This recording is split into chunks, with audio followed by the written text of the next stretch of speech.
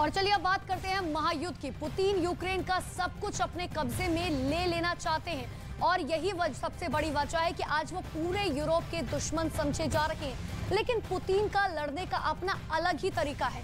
उन्होंने जो ठाना है उससे वो 1 इंच भी पीछे हटने को तैयार नहीं है और यही वजह है कि दुनिया के सबसे शक्तिशाली देश भी पुतिन को हराने के लिए एक साथ आ गए हैं। लेकिन अब नौबत ऐसी आ चुकी है कि पुतिन अब किसी को भी कुर्बानी देने से पीछे नहीं हटेंगे। ये उन्होंने एक बड़ा फैसला लेकर साबित कर दिया। कैसे इंटरनेशनल बॉस बनने की तैयारी में है पुतिन, उसको लेकर ये एक्सक्लूसिव रिपोर्ट आपको दिखाते हैं।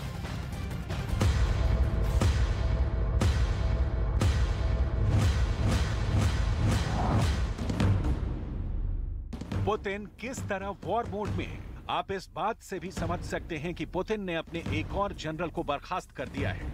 पुतिन के इस जनरल का नाम अलेक्जेंडर दार्निको है।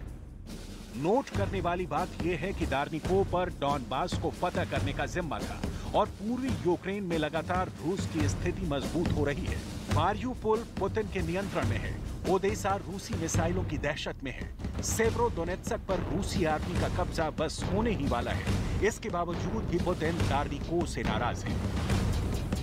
पुतिन ने जनरल अलेक्जेंडर दार्निको को डॉनबास पर कब्जा करने का टारगेट दिया था।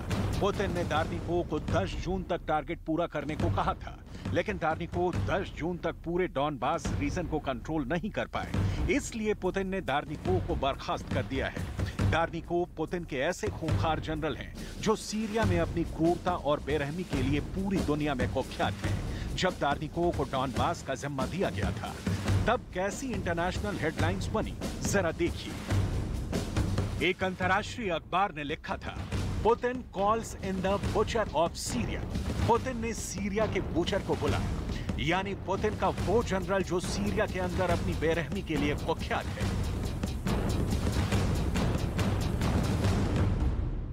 पुतिन को अपने इस जनरल पर बहुत भरोसा था। सीरिया और कजाकिस्तान की लड़ाई में दार्निको पुतिन के भरोसे पर खरे भी उतरे थे, लेकिन यूक्रेन में दार्निको भी पुतिन की उम्मीदों पर खरा नहीं उतर सके। कुल मिलाकर पुतिन पूरे यूरोप और एशिया में लगातार अपनी उपस्थिति को मजबूत करते जा रहे हैं। यूरोप का कोई भी लीडर सीधे रूस से टकराना नहीं चाहता है। एस्टोनिया की पीएम काया कैलास तो पहले ही इस बात के लिए फ्रांस के राष्ट्रपति पर निशाना साध चुकी हैं कि इमैनुअल मैक्रो बार-बार पुतिन को फोन क्यों करते हैं। मैक्रो सीधे रूस से टकराना नहीं चाहते हैं, ये बात साफ हो चुकी है। ब्रिटेन के प्रधानमंत्री बोरिस जॉनसन अपने देश की अंदरूनी कलह में ज्यादा उलझे हुए हैं। जर्मनी और इटली के शासनाध्यक्ष भी पुतिन पर कोई खास दबाव बनाने में विफल हुए हैं। अगर देखा जाए तो यूरोप में पुतिन का दबदबा साफ नजर आता है। ऐसे में एकमात्र काया कैलास ही है जो पुतिन को सीधा जवाब दे रही है। I still think that the effect should be felt by the Russian population as well, because if you look, the support for Putin is very high, and also not even Putin, but also for the war crimes. They are inciting genocide, and the soldiers are following this. They are bragging about this to their wives and to their mothers. And if the wives and mothers say that this is okay what you're doing there, I mean, this is also the war that the Russia and Russian people are holding up in Ukraine. यही नहीं, अब एक और खुलासे ने Europe में हड़कंप मचा दिया है। खबर ये है कि यूक्रेन पर हमला करने से 3 दिन पहले यानी 20 फरवरी को पुतिन और इमैनुअल मैक्रो के बीच एक सीक्रेट बातचीत फोन पर हुई थी। क्या इस बातचीत में ही कोई आपसी समझौता हो गया था? क्या पुतिन ने युद्ध शुरू करने से पहले इमैनुअल को भरोसे में लिया था? इन सवालों ने दुनिया के कई बड़े एक्सपर्ट्स को परेशान कर दिया है। पुतिन लगातार जेलेंस्की को अपने कूटनीतिक चक्रव्यूह में फंसा रहे हैं। रूस ने अपने मित्र देश बेलारूस को इस्कंदर मिसाइल सिस्टम देने का फैसला किया है। बेलारूस के यूक्रेन से अच्छे रिश्ते नहीं हैं और इसका फायदा अब पुतिन उठा रहे हैं। В ближайших нескольких месяцах передадим Белоруссии ракетно-тактические комплексы «Искандер-М», которые, как известно, могут применять как баллистические, также и крылатые ракеты, причем как в обычном, так и в ядерном исполнении. आज के हालातों में ये बात बिल्कुल साफ कही जा सकती है कि पूरी दुनिया मिलकर भी पुतिन को नहीं रोक पा रही है।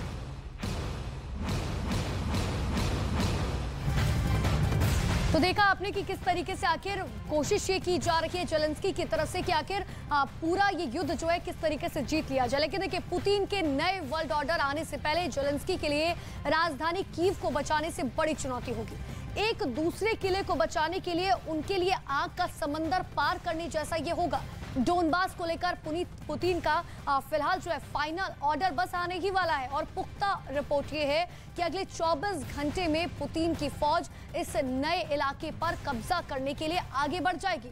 लेकिन पुतिन पहले ही सेवेरोडोनेत्स्क पर कब्जा कर चुके हैं और उनके लड़ने के तरीके से लगता है कि उनके नए मिशन पर भी बहुत खून खराबा होगा। ये रिपोर्ट देखिए।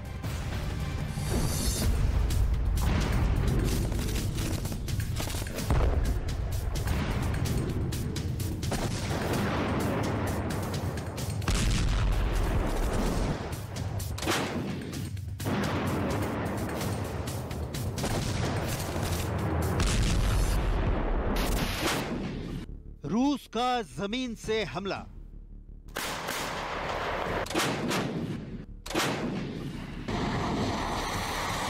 यूक्रेन की धरती पर आसमान से अटैक।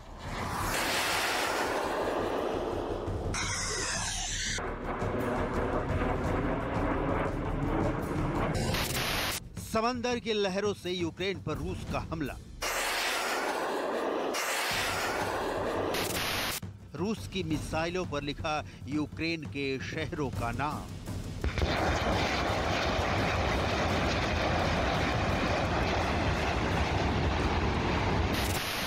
ड्रोन से चुन चुनकर पिन पॉइंट अटैक।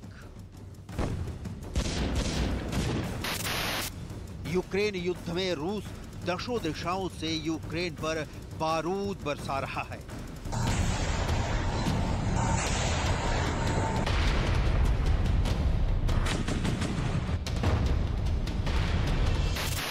डोनबास के मोर्चे पर तो जैसे रूस की सेना कयामत बरसा रही है।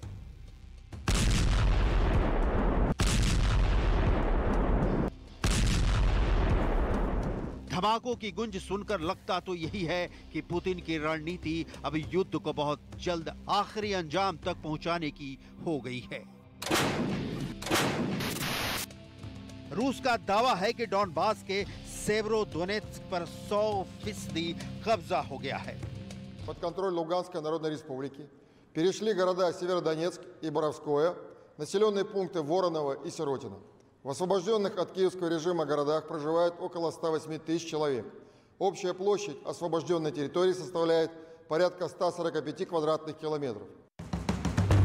पुतिन की सेना के मुख्य प्रवक्ता की ये आवाज अभी पूरी दुनिया में सुनाई जा रही है, क्योंकि इस कब्जे के बाद यूक्रेन का एक बड़ा हिस्सा अब पूरी तरह रूस के कब्जे में आ चुका है।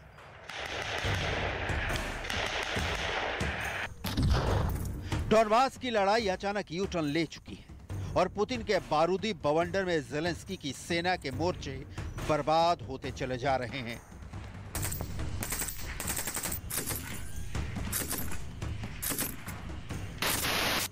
पिछले एक हफ्ते से यह खबर लगातार आ रही है कि सेवेरोदोनेत्स्क को यूक्रेन अब नहीं बचा पाएगा।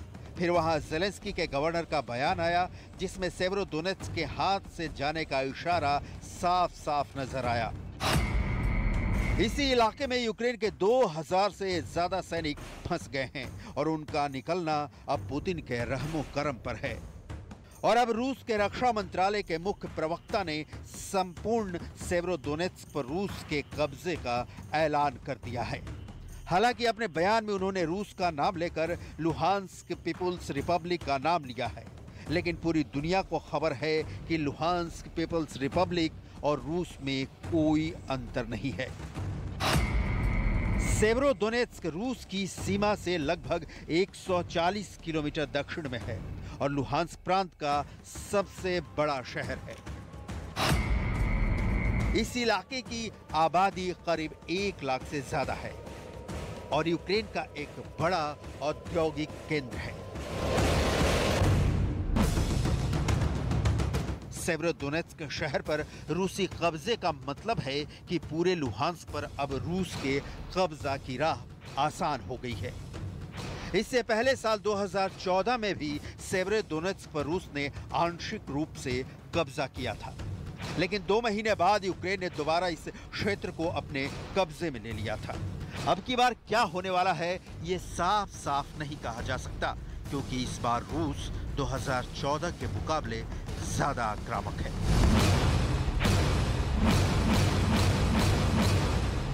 Вооруженные силы Российской Федерации продолжают наносить удары по военным объектам на территории Украины. Высокоточным оружием ВКС России и ракетами «Калибр» нанесен массированный удар по территории 169-го учебного центра сухопутных войск в районе населенного пункта Десна Черниговской области, 199-го учебного центра десантно-штурмовых войск в районе Тетеревки Житомирской области, а также 184-го учебного центра Вооруженных сил Украины в районе... रूस के रक्षा मंत्रालय का दावा है कि यूक्रेन जंग के एक लक्ष्य को रूसी सेना ने हासिल कर लिया है।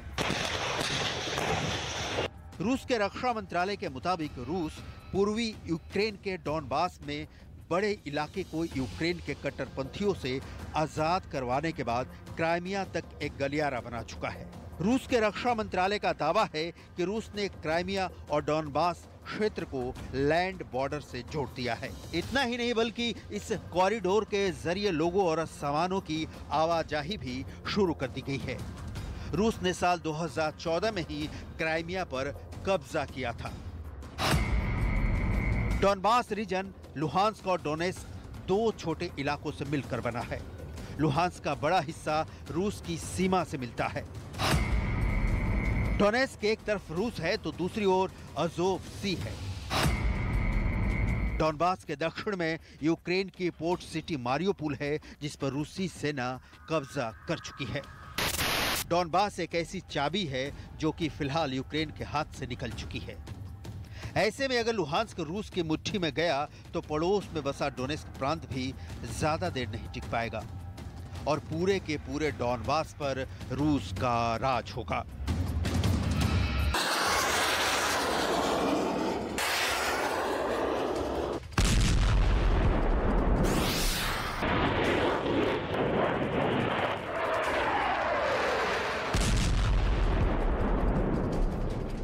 इसीलिए सेवेरोडोनेत्स्क को अपनी मुट्ठी में करने के लिए रूस की सेना ने पिछले दिनों पूरी ताकत झोंक दी थी और उसका साथ देने के लिए पुतिन के सबसे वफादार चेचन कमांडर रमजान कादिरोव ने भी अपने खूंखार कमांडर मूसा अखमातोव को जंग में उतार दिया, जिनके हमलों के कई वीडियो भी कादिरोव ने जारी किए थे और दावा किया था कि जल्द ही वो सेवेरोडोनेत्स्क की जंग जीत लेंगे।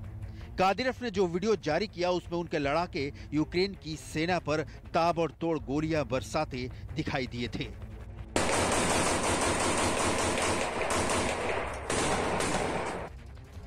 खूंखार चेचन लड़ाके मूसा अखमातोव ने भी अपने कमांडर को सही साबित करने में कोई कसर नहीं छोड़ी और यूक्रेन के सैनिकों की ऐसी घेराबंदी की कि उनके लिए जंग छोड़कर लौटने के अलावा कोई चारा नहीं बचा। Наші міста Сєвєродонецьк, Донецьк, Луганськ. Ми все повернемо. Щотижня ми йдемо до Херсону. Жодного дня не забували про Мелітополь, про Бердянськ, про Енергодар і Маріуполь. Всі інші міста України, які тимчасово окуповані, будуть тільки українці. यूक्रेन में दर्द बहुत ज्यादा है, लेकिन पुतिन के हमले नहीं थमे हैं और ना ही थमने वाले हैं। कीव में नाकामी मिलने के बाद मारियोपोल पर फोकस करने वाले पुतिन इस वक्त डॉनबास को हर कीमत पर अपने कब्जे में चाहते हैं और ये वो करके भी रहेंगे, क्योंकि उनको रोकने वाला कोई ताकत नजर नहीं आ रही। पुतिन का इरादा बहुत साफ है, वो यूक्रेन के 2 बड़े टुकड़े करना चाहते हैं। सेवेरोडोनेत्स्क पर कब्जे के बाद अब लिसिचांस्क में भी रूसी सेना के घुसने की खबर है, जहां रूस और यूक्रेन के सैनिकों के बीच सीधी जंग शुरू हो गई है। उधर अज़ोद प्लांट पर भी रूस ने कब्जा कर लिया है। सेवेरोडोनेत्स्क पर कब्जे के बाद कई और छोटे बड़े शहर और कस्बे रूस के कब्जे में आएंगे। ये तस्वीरें उसी सेवेरोडोनेत्स्क की है। तस्वीरें बिना कुछ बोले तबाही की गवाही दे रही हैं। इन सब के बीच पुतिन का इरादा एक बार फिर कीव की तरफ बढ़ने का है और उसके लिए वो कुछ भी कर गुजरेंगे। यह डॉनबास के युद्ध ने साबित कर दिया है। इसलिए युद्ध अभी और तेज होगा, भीषण होगा। इसमें कोई दो मत नहीं।